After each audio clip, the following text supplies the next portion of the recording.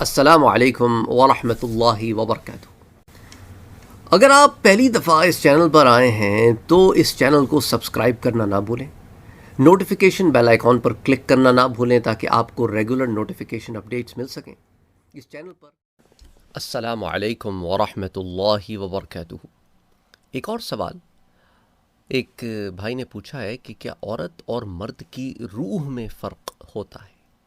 یہ سوال کیوں پیدا ہوتا ہے، کیوں جنم لیتا ہے؟ کیونکہ ہم جسمانی طور پر عورت اور مرد میں فرق دیکھتے ہیں، اور جسمانی طور پر اس فرق کی وجہ سے بعض ذمہ داریاں ہیں جن میں بھی فرق ہے، اور ان ذمہ داریوں کے فرق کا تعلق بہت زیادہ عورت اور مرد کے اندر چھپی ہوئی صلاحیتوں سے ہے۔ تو بہرحال کہنے کا مقصد یہ ہے کہ ظاہر میں بدنی طور پر عورت اور مرد میں جو فرق موجود ہیں وہ روحانی طور پر موجود نہیں ہے۔ روح تو پہلے دن سے میچور ہوتی ہے، جسم جو ہے اس کو پروان چڑھنے میں وقت لگتا ہے، تو اب جب روح جسم میں ڈال دی جاتی ہے تو وہ جسم کی تابع ہو جاتی ہے کہ جسم بڑھتا رہتا ہے، اور جسم میں دماغ موجود ہے تو جسم اپنی صلاحیتوں کو پھر ڈھونڈتا ہے۔ دیکھیں، روح جو ہے وہ شروع سے میچور ہوتی ہے، اس کا ہمیں قرآن کریم سے پتہ چلتا ہے کہ عالم ارواح میں اللہ سبحانہ و تعالی نے تمام روحوں سے سوال کیا، انہوں نے سوال کو سنا، سوال کو سمجھا، اور پھر سوال کا جواب دیا۔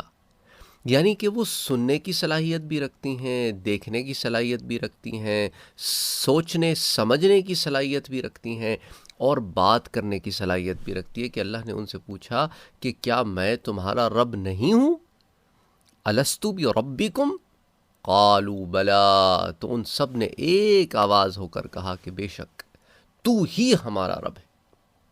تو اس سے پتہ چلتا ہے کہ روح میچور ہوتی ہے۔ اچھا، عورت اور مرد کی روح میں روحانیت کے اعتبار سے کوئی فرق نہیں ہے۔ جو مدارج سلوک مرد طے کر سکتا ہے وہی مدارج سلوک عورتیں بھی طے کر سکتی ہیں۔ اگر ایسا نہ ہوتا تو جہاں حسن بصری پیدا ہوئے وہاں رابعہ بصریہ پیدا نہ ہوتی۔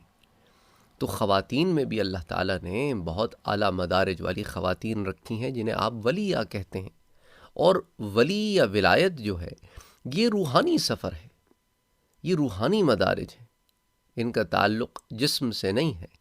یہ تو وہ تعلق ہے جو اس عالم ناسوت میں رہتے ہوئے عالم ملکوت، عالم جبروت، عالم لاہوت، عالم ہاہوت، عالم ہو، ان تمام عالموں میں انسان پیدا کرتا ہے۔ بہرحال تو روحانی اعتبار سے تو ایک چھوٹا بچہ جب وہ پیدا ہوتا ہے تب بھی وہ روحانی اعتبار سے میچور ہوتا ہے، اس کا جسم بچہ ہوتا ہے۔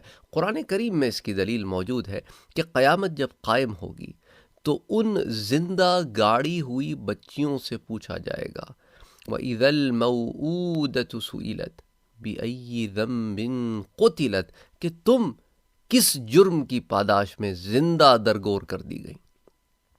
ایسے بہت سارے معاشرے موجود ہیں دنیا میں کہ جہاں پر بچیوں کو زندہ گاڑ دیا جاتا تھا۔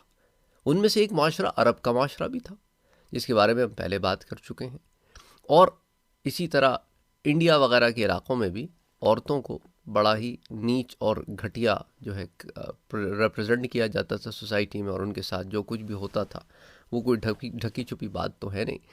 تو اینی ان عورتوں کو اللہ تعالیٰ ان بچیوں کو جو بالکل نومولود ہیں ان کو جب دفنایا گیا تو وہ بالکل ہی نومولود ہے نا، ایسا نومولود بچہ جو بالکل بورن ہوا ہو، تو اگر آپ اس کو ظاہر پہ اطلاق کریں اس کا، تو ظاہری طور پر تو وہ زیادہ سمجھ بوجھ نہیں رکھتا، لیکن قیامت میں اس سے بھی سوال کرنے کا کیا مطلب ہے کہ روحانی طور پر وہ میچور تھا یا وہ میچور تھی، کہ اس چیز کو کمپریہینڈ کر رہی تھی، سمجھ رہی تھی کہ میرے ساتھ کیا ہو رہا ہے اور میرے ساتھ کیوں کیا جا رہا ہے، میرا آخر جرم ہی کیا تھا کہ مجھے زندہ مار دیا گیا۔ تو بہرحال روح جو ہے چاہے عورت کی ہو یا مرد کی ہو وہ ایک جیسی قوی ہے، ایک جیسی طاقتور ہے، ایک جیسی روحانیت کے مدارج بھی طے کر سکتی ہے، اور ارذلیت یعنی گرتوں سے گرتوں کے مدارج میں بھی جا سکتی ہے۔ تو بہرحال اللہ تعالیٰ نے اس لیے ایک اصول بتایا، ان اکرمکم عند اللہ اتقاکم، کہ پس وہ لوگ جو پھر روحانیت کے سفر پہ چل پڑتے ہیں اور تقوی اور پرہیزگاری کا راستہ اختیار کرتے ہیں، یہی تو وہ لوگ ہیں جو تمہارے رب کے ہاں مکرم ہیں، معزز ہیں۔ چاہے تمہارا جسم کیسا ہی ہو، عمر کیسی ہی ہو، ظاہری حسن و جمال کیسا ہی ہو، تمہارے رب کے ہاں تقوی کا ایک معیار ہے، اور اس پر جو اترے گا اور وہی مکرم ٹھہرائے گا۔ تو میں سمجھتا ہوں کہ، اور امید کرتا ہوں کہ آپ کے سوال کا جواب آپ تک پہنچ گیا ہوگا۔ السلام علیکم ورحمۃ اللہ وبرکاتہ۔